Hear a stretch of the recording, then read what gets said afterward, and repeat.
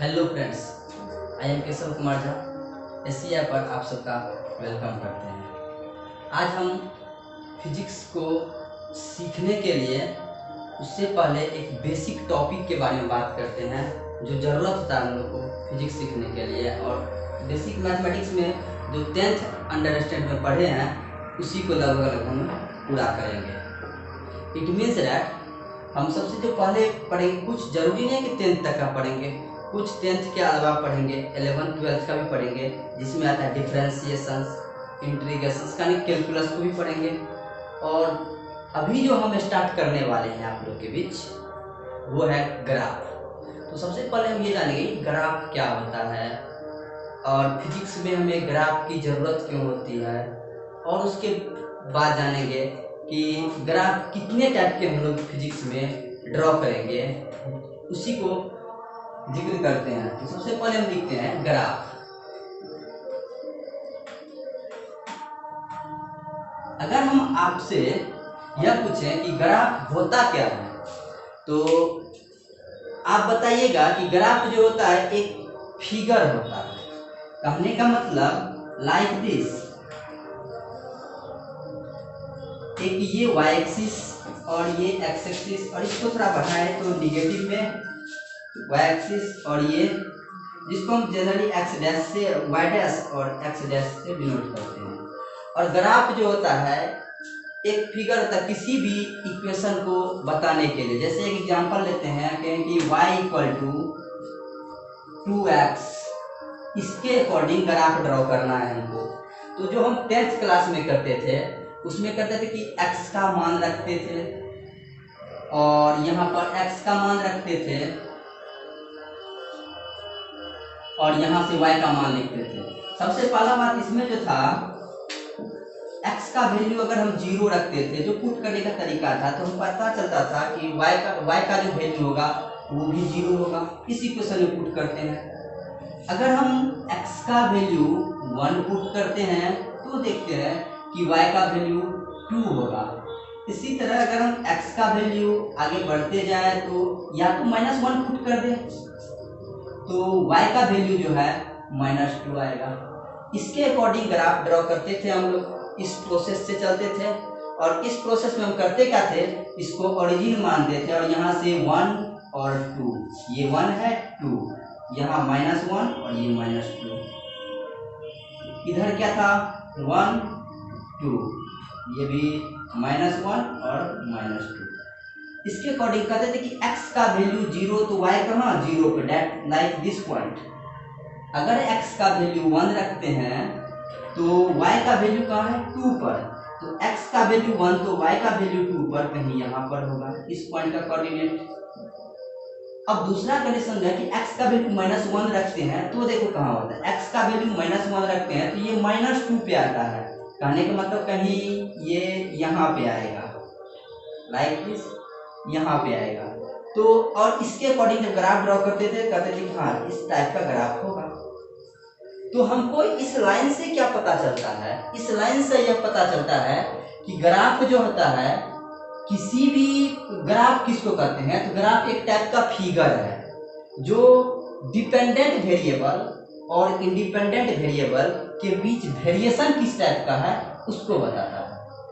अब बात आता है तो यहाँ से इसका डेफिनेशन अगर लिखें तो हम कह सकते हैं कि such type of figure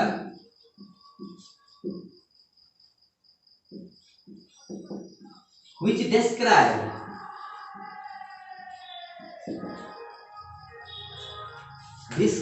the variation between dependent variable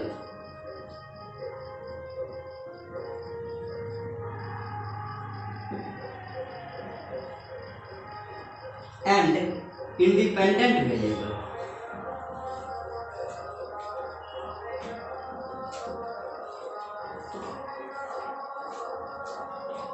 independent variable कहने का मतलब अब यहाँ पर आता है तो इस फिगर से तो क्या पता चला कि ये x और y के बीच में वेरिएशन किस टाइप का होता है, ये लाइन हमको बता रहा है।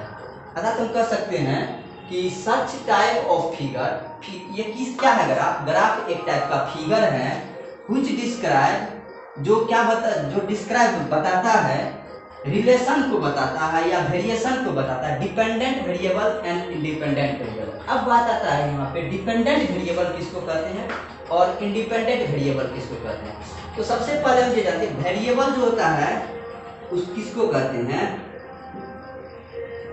अगर वेरिएबल का बात करें तो हम यह कहेंगे कि जो क्वांटिटी बदल सकता है उसको हम वेरिएबल कहते हैं। अब वेरिएबल टू टाइप्स का होता है। पहला होता है डिपेंडेंट वेरिएबल, मतलब यहां पर अगर कहें कि इट कैन चेंज या बदल सकता है। और अगर ये जो होता है टू टाइप्स का होता है, पहला होता है इंडिपेंडेंट वेरिएबल या बोले डिपेंडेंट वेरिएबल, और इंडिपेंडेंट होता है।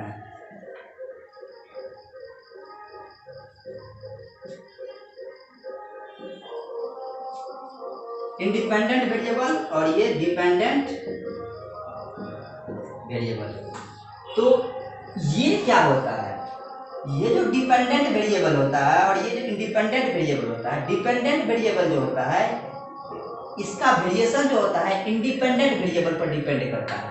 जैसे यहाँ पर एक एग्जांपल लेते हैं कि y इक्वल टू, अभी जो लिए है 2x, तो यहाँ से देखिए कि ये जो 2x है यहाँ पर हम x का वैल्यू बदल रहे हैं, जीरो रखते हैं तो y का वैल्यू बदल रहा है खुद ब खुद।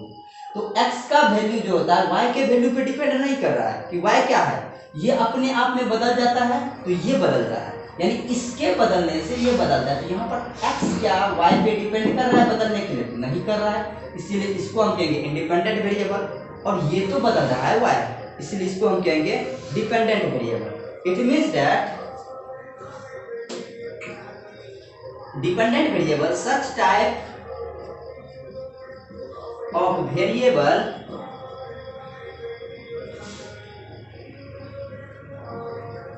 which variation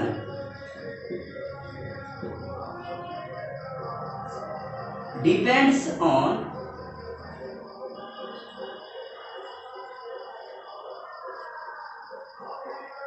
another variable means independent variable।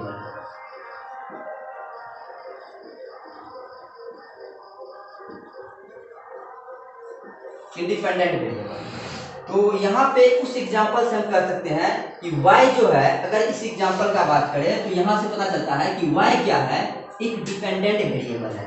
Example में यहाँ पर क्या कर सकते हैं कि y जो है डिपेंडेंट वेरिएबल है।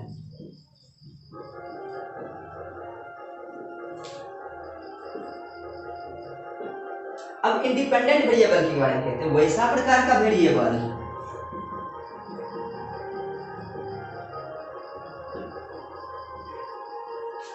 which variation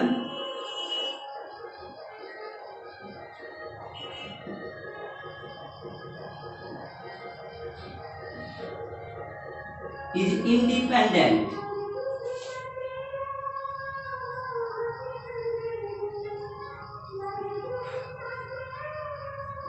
to the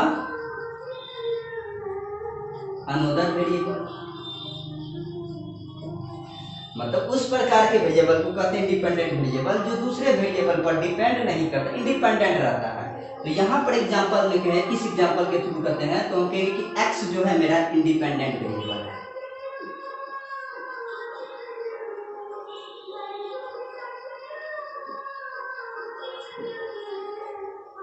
देखिए अब आप पूछेगा कि ये हम पढ़े क्यों, अक्सर ये पढ़े क्यों। तो अगर 10th में पढ़े हैं इस टाइप के ग्राफ को, अगर हम इस प्रोसेस से चलें तो बहुत लेंदी प्रोसेस है। तो इसको जो है जैसे ये इक्वेशन देखें और इस इक्वेशन को देख के हम अगर उसका ग्राफ ड्रॉ कर लें, क्योंकि फिजिक्स में हमको ग्राफ की जरूरत नहीं होता है, ये फिजिक्स में ग्राफ पूछता नहीं है। एक्चुअली हमको कोई भी प्रॉब्लम सॉल्व करने के लिए हमको ये ऐसा कर सकते हैं कि रास्ते में अगर हमको मंजिल पर पहुंचना होता है तो रास्ते में बहुत सारे कांटा आता है, तो उसको कांटे को तो हटा के सॉल्व आगे बढ़ा जा सकता है। उसी तरह हम ग्राफ को सॉल्व करने के लिए आएगा, कोई प्रॉब्लम को सॉल्व करना होगा तो ग्राफ को भी सॉल्व करना होगा, क्योंकि आगे हमको इसका नीड होगा। तो देखते हैं कि ग्राफ जो होता है, फिजिक्स में हम कितने टाइप्स के ग्राफ को पढ़ेंगे उसके बारे में देख लेते हैं।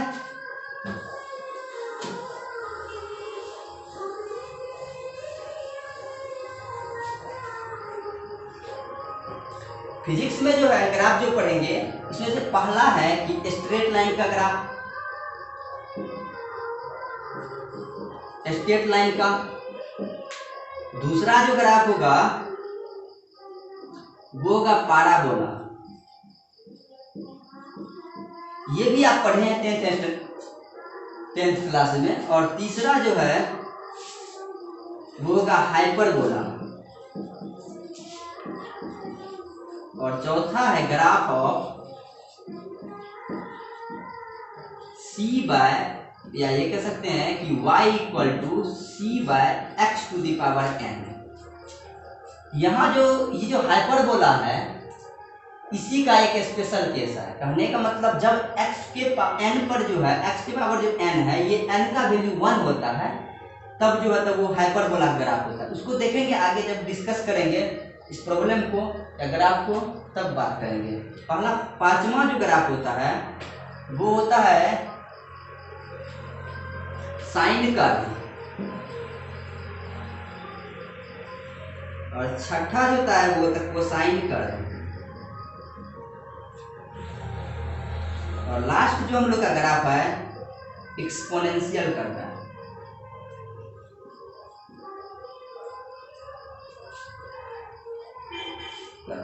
तो फिजिक्स में जो है इन्हीं ग्राफ को हम लोगों के जानना है।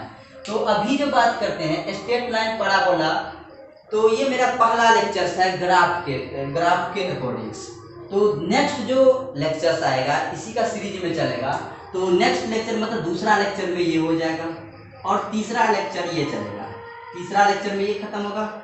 अगर बात करें तो चौथा लेक्चर में ये दोनों हो जाएगा,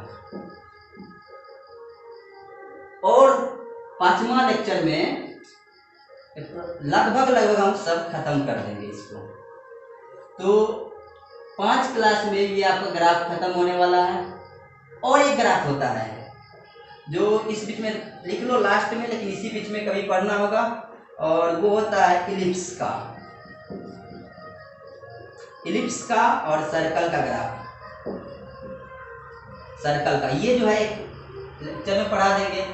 कहीं बीच में इसको मान लो ना दूसरा है पैराबोला, तीसरा मान लो इसको, और चौथा मान लो कहाँ से गया पहला दूसरा, तो इसको तीसरा, तो इसको चौथा। पैराबोला है तीसरा, इसको चौथा मानो, और पांचवा में जो है इसको ले लो, और छठा इसको।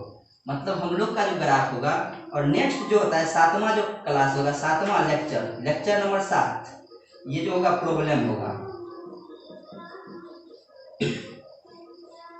7 लेक्चर में। तो नेक्स्ट लेक्चर देखेंगे स्ट्रेट लाइन के बारे में, क्या होता है स्ट्रेट लाइन और कैसे ड्रॉ करते हैं। Thank you all of you.